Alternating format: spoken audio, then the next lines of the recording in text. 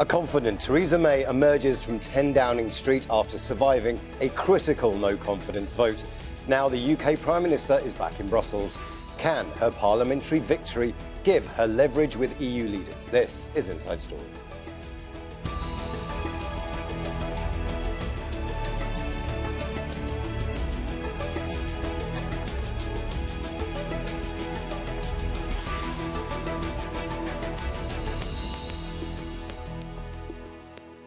Hello and welcome to the programme. I'm Imran Kahn.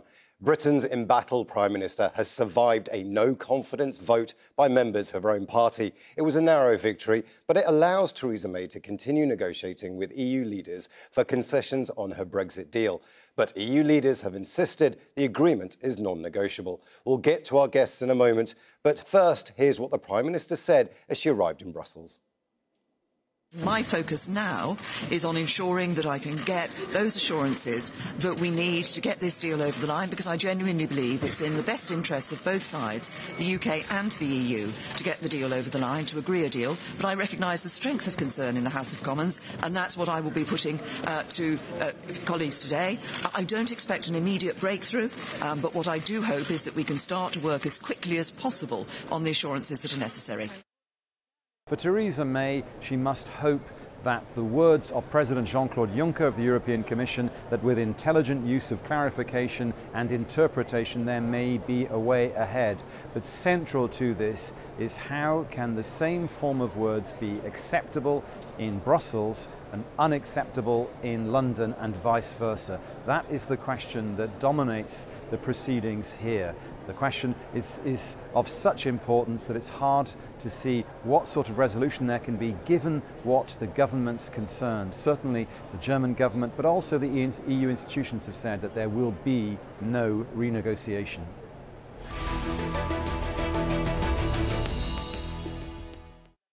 Let's introduce the panel. Joining us on Skype from London, Julien Hoez, a French national living in the UK, also a policy analyst for Vocal Europe, an online news service. In the English city of Durham, Thom Brooks, Dean and Professor of Law and Government at Durham Law School.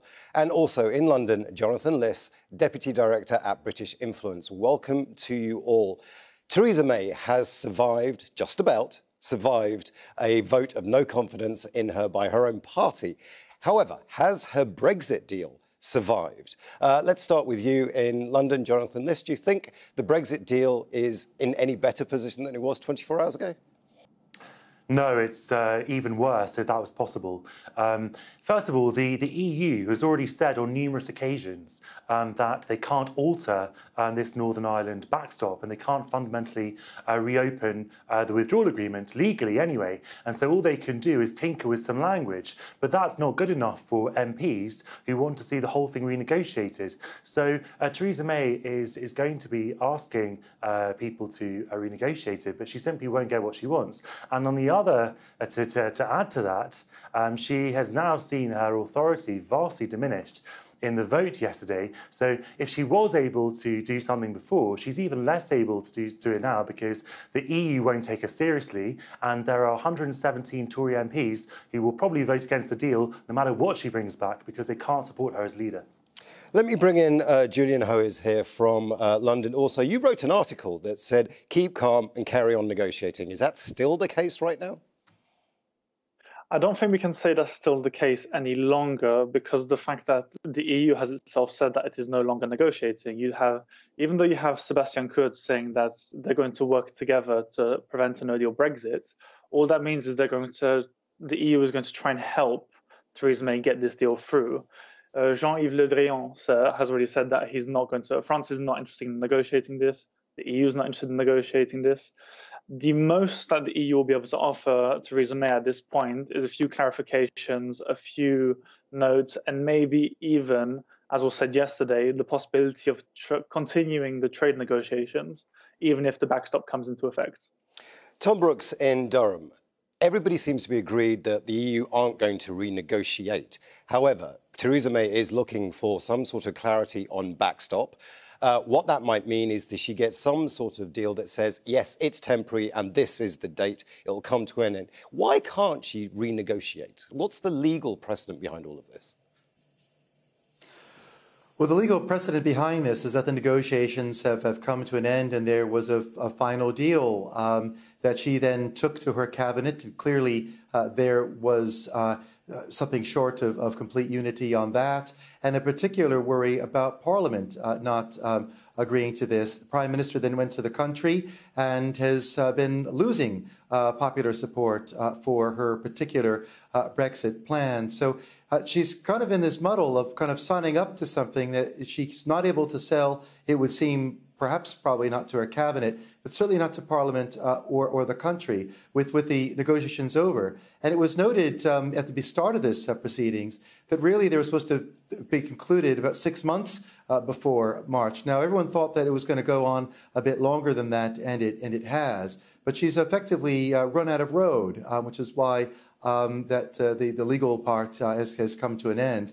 And she's really in a real pickle with this scenario on maneuver, because in order to try to get that confidence vote from her own party, she was making promises about getting changes to the legal agreement that she's simply not going to be able to deliver, and I think will frustrate members of her own party even more and make apoplectic people on the opposition parties. Jonathan Liss in London. Is Theresa May simply rearranging deck chairs on a sinking Titanic then? Is that all she's doing right now? She is playing for time. Look, she delayed the vote on Tuesday because she wanted to save her own skin, which enraged her party, which is why they moved this vote of no confidence against her. And so now she's going to the EU and asking for something which she knows, she must know, cannot be delivered. And the reason that she must know that is because they've been telling her for months and months. So it seems extraordinary that she's setting herself up for a failure. The problem is that there is never going to be any way of squaring this impossible circle. Like so much else in Brexit, it is simply undeliverable. The reason for that is that the UK Parliament, well, the reason that so many Conservatives are against the backstop is that it cannot be unilaterally terminated by the UK, and there is no set endpoint. But that is what makes it acceptable to the EU and in particular the Irish government. So if you were to change that and make it acceptable then to the UK Parliament, it would necessarily become unacceptable to the Irish government and to the EU. And if you fudge it, which won't happen anyway because they're not reopening the negotiation, but if you were to fudge it, then it would satisfy no one because you would lose trust. So really there is no middle ground. You either satisfy the UK Parliament or you satisfy the EU, and for that reason you simply won't get this deal through. Tom Brooks in Durham, you've heard what Jonathan Liss just had to say. There's really nothing that can be done. We've not been in this situation in the UK before. So is there any kind of legal precedent? Is there any kind of room for manoeuvre that the Prime Minister might have? Or is it simply, this is the deal and she has to sell it or not? And if she doesn't sell it, it's a hard Brexit.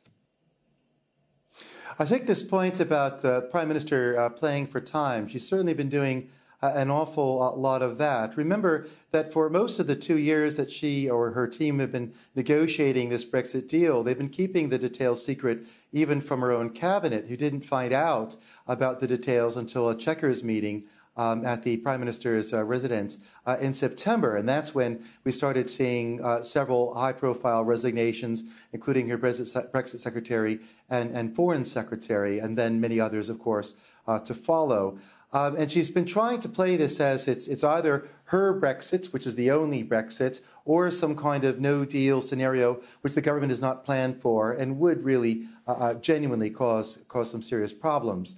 Now, the game changer in all this, kind of what the legal way out potentially might be for her, or the legal way out for others in Parliament, is that on Monday, the European Court of Justice ruled that Parliament can unilaterally, without getting any new agreement from the EU, could pause Brexit. It could pause its leaving. It could decide to not leave and revoke its trigger. That option is potentially attractive to those, of course, who would want to remain anyway.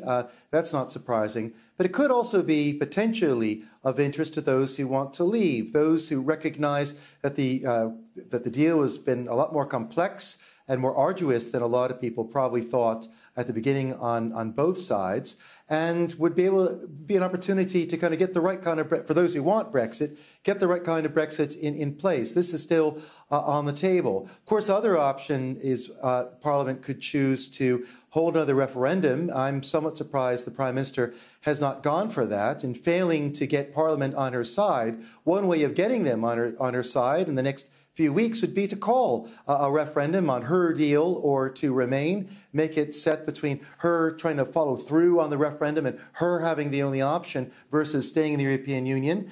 Risky, of course, for her to do that. But if she were to win, that would give, I think, a significant push to get her plan through Parliament, even against very reluctant MPs. She's chosen not to do that. General election, she could also have a snap election called, but that would be very difficult because while the power is there, this could be used. The difficulty is it would take a few weeks to kick off. It would be at least a 6-week process, and we would really get dangerously close to that March date, that any new government that came into place, whether it be led by her, whether it be led by Jeremy Corbyn in Labour or someone else, they wouldn't have much room at all to get this deal agreed. In fact, they might miss the deadline to have that legal thing signed off to have the March Brexit, or if they wanted to do something else. So general election is a very particularly difficult thing to see happening right now, but a referendum is possible, and I'm still surprised she hasn't done that. Julien Hoez, is it time for the British government to hit the pause button on Brexit and call for a second referendum? So the problem with that question is that you firstly need to figure out if there's actually a majority in Parliament for a second referendum as it is. It may be the case, we're not hearing much, but we have to admit that the number of people speaking out publicly for a second referendum in Parliament is relatively low. We also have the issue that Jeremy Corbyn's Labour Party is also, for the time being, not supporting one overtly. We're hearing a lot of things behind the scenes, but like many things to do with Brexit, it's going to effectively come out of, well, like many things, it's going to come out of nowhere. And Jeremy Corbyn may be waiting for the last moment to call one to see if he can sort of play a game of chicken with Theresa May. Maybe he's hoping to call for one after there's a vote of no confidence and if he can force a general election. In terms of hitting the pause button, I think that the British government is trying to avoid that at all costs, simply because of the fact that it will be seen as a sort of weakness. It would possibly embolden the far right in her party, within the ERG, to move against her in some way, or embolden them to push for their version of Brexit or a harder Brexit or Chequers Plus, what have you. Because while it may seem like the Conservative rebels were defeated last night in this vote, there was still a third of the Conservative Party that voted against Theresa May, and the uniform meaning behind that seemed to have been that they were voting against Theresa May's deal. So regardless of what happens, it's not necessarily sure that this is going to solve any of the issues at hand. And on the off chance that there is a referendum, and even within that chance, there's a chance that the referendum could just validate what happened in 2016, then we still end up back in square one, where we're going to have a severe issue of, we've had 2 referendums, both voted leave, nobody can decide on a deal, the EU's patience ran out a while back. What happens now? And again, regardless of what government comes in, that issue is going to remain. Jonathan, Julien makes a very interesting point about Jeremy Corbyn there, saying that he might be waiting for the very last chance. It's a game of chicken, but surely we're at that stage now. Well, look, Jeremy Corbyn and the Labour Party have a very clear policy on Brexit, which is, in some ways, they have a very clear policy on Brexit, which is, first of all, they will try to get a general election and get elected so they can try and renegotiate Brexit themselves, which, of course, the EU is very unlikely to do, but let's go with it. And if they can't get a general election, which would involve no confidence in the government, then they would keep all options on the table, which most people would understand to be a second referendum. Now, obviously, I agree that Corbyn is trying to delay the moment where he gets there, but Corbyn does not want Theresa May to be in power. So if the Labour Party thought that there was a chance of removing the government, then they would take it. And the important thing is Now 117 Tory MPs have signalled their willingness to remove Theresa May. Is it possible, perhaps, that there are a handful of them which would be enough to actually vote with the opposition and force the government out of office? So that's the key. But one point that the other panellists have mentioned, which I'm not sure is correct, actually, which is this idea of pausing Brexit. The law is that you can extend the Article 50 process with unanimous agreement of the EU, or you can revoke it altogether. But the idea of pausing it, it's like cutting the clock and then sort of restarting it at a later date, is not really in keeping with the judgment, as far as I understand it, of the European Court of Justice. If you revoke it, it'll have to be done by an act of Parliament, by certainly the will of Parliament, and that would have to be the settled will. It wouldn't be a kind of delaying tactic. It would be, we are going to remain in the EU. So it might not be a panacea. It might not be an option for just, do we have more time to think about this? Thom Brooke, you're shaking your head there in disagreement with Jonathan List. Just tell me why. Yeah, I'm shaking my head because Parliament can revoke triggering Article 50 and stop the Brexit process, but it can then choose to trigger it again in future. There's nothing preventing Parliament from doing that legally. So we have a legal mechanism but not immediately. there. Well, so we have a legal mechanism there, but Jonathan, you're clearly disagreeing with this. You don't think it's a great option for the country. Before I ask you a question, I just want to come to... It would be bad faith. The only point is it would be bad faith, that's all. Well, let me come to Julien then. And please make your comment. Make your comment. I was going to comment on the fact that I think it was made clear within the judgment that if the UK chose to revoke Article 50 and cancel the Brexit process altogether, then that would need to be done in good faith and under the understanding that this wasn't going to be used to stop, as Jonathan said, to stop the negotiations, give them time to breathe. And in effect, in terms of how the EU would see this, if the UK chose to revoke Article 50, then it would be doing so under the guise of staying within the EU, not just to have a quote, reenact what's happened in the last 2 years, well, in the last period of time since Article 50 was enacted. It would need to be sort of a definitive action. Jonathan, people are increasingly getting frustrated with the power games that are going on. There's a lot of talk now that nobody in the UK is showing any kind of statesmanship, that everybody is in it for themselves to try and either grab power or stay in power. Is that accurate, do you think? I think there's a lot of truth in that. We are seeing kind of a breakdown of Britain's reputation. The political class has been revealed not to be acting in the national interest, which has been a great international shock for a country which, for all its faults, is renowned for its pragmatism, its good sense, its reliability. Britain is sort of defying world opinion right now. The problem is that the fundamental problem is that Brexit, in the form in which it was promised, could never be delivered.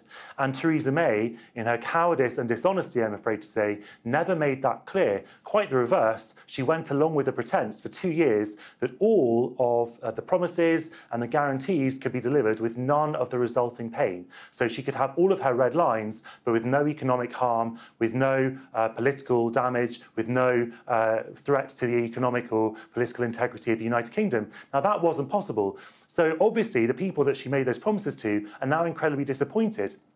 So there is no majority, as other panellists have said, for any particular deal. So it seems the likeliest option that there'll either be a general election if enough people are fed up, or there will be a referendum, and that referendum would most likely be, as Thom said, between May's deal and Remain. And so if May's deal did win, then Parliament would presumably be compelled to enact that deal, and then we would leave in an orderly way.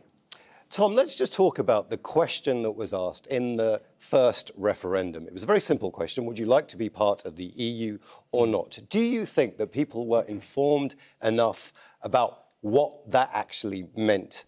And do you think there's a legal challenge to be made to simply say that there wasn't enough information available at the time to make an informed decision? I think people did know enough, and I don't think there's a basis for challenging that, as it were. I took part in a public consultation advising the Electoral Commission on that question, advising the change to Remain or Leave versus a yes or no format that was initially put forward by the then David Cameron government, on the basis of it was a more kind of neutral question that wasn't biased for one side or the other. So I think that that's fine. I think one thing that's different, that's clearly come out of this, is to compare this referendum with another one, the one for Scotland's independence, where the Scottish National Party lost. In that referendum, the SNP put forward a white paper, a long document, about what exactly it would mean on the British pound, the place of the Queen, immigration policy, domestic policy, borders, security, and so on. People had a sense about what exactly they were going to get. And so if they won, or indeed if they lost, people had a kind of clear sense of what they were going for. Now, I think when it came to leaving the European Union, that meant lots of different things, different people. I think when Theresa May summed it up as Brexit means Brexit, that was actually probably pretty accurate, because she had some people on the official Vote Leave campaign talking about the points-based immigration system that was then promptly ruled out, though curiously exists right now in law for non-EU citizens. We had others saying that there was going to be big reductions of all types of immigration. We had, it seemed that no matter who, you went, different camps had different stories as to what exactly it meant. And of course, you could leave the European Union, but still be in a customs union, and so still have the freedom of movement that it seemed many people wanted to stop. So I think there was a lot of confusion that frankly was probably deliberate, that in the Vote Leave side, trying to find any set of straws to kind of make sure that people could grasp to take that side and take them and win. And it was all about winning and not so much about details. I spoke to one national leader of the official camp and asked why didn't they have a blueprint like Scotland's independence referendum did, and I was told because they learned from that when Scotland went into too many details about exactly what this meant, they found they got into a lot of trouble because people had a lot of things they could unpick. But if they only kept it around a few kind of central themes about taking back control and a bit more money in people's pockets or in the NHS, that might be a better way of winning, and that they would sort out the details later. And I think we're all paying the cost of that now. Julien, let me just ask you, as a Frenchman living in London, speaking to lots of people across the European spectrum, what's the view? What does Europe think is going on in Britain right now? So, I mean, it's nothing positive. It's actually quite sad when we think about, you know, Britain, who was always renowned for its level of diplomacy, for its governance, for its bureaucracy, which compared to the French bureaucracy, I can tell you is heads and tails above as an organization. There's also this sense of confusion about why they're doing this. I mean, for example, I was at a wedding this summer with my family in La Rochelle, and what people were asking me was, I mean, you know politics. I mean, we thought things were bad here in France. Like, what on earth's going on in England? Have they all lost their minds? I mean, even with colleagues that I've spoken to across, you know, Europe, as far as Hungary, in Brussels, when I've been there, in traveling around in France, and even in the UK with EU citizens and policy analysts working here, people simply don't understand how there's been such a breakdown in, you know, political discipline, in diplomatic discipline, in just the functionalities that are required for this process to be effective. I mean, even myself, I was quite taken aback when, I knew the media had quite an unhealthy effect on the political landscape. However, when you're seeing titles like enemy of the people, or these people are traitors, or these kind of really sort of warlike, discriminatory language used against people who simply don't agree with you, for me personally, it was horrifying to see. For people abroad, it's actually quite scary. I mean, I've had friends of mine who said, oh, I don't want to go to the UK anymore. I know I've had former colleagues who have left the UK because they just didn't want to live in this country anymore. And as a member of the 3 million, I feel it's important for me to say as well that when it comes to citizens' rights, EU citizens living in the UK are also quite worried because we don't know what's going to happen. None of our rights are being enshrined in law in a way that they can't be modified later on down the line. So, you know, for everybody, it means something different, but for everybody, it is quite scary and worrying. Thank you very much to all our guests. Certainly a very difficult period coming up for Britain, the Prime Minister and the opposition, perhaps, to Thom Brooks, Julien Hoez and Jonathan Liss. Thank you, too, for watching. You can see the programme again anytime by visiting our website, aljazeera.com. And for further discussion, go to our Facebook page. That's facebook.com/AJ Inside Story. And you could also join the conversation on Twitter. Our handle is @AJ Inside Story. From me, Imran Khan, and the entire team here in Doha, bye for now.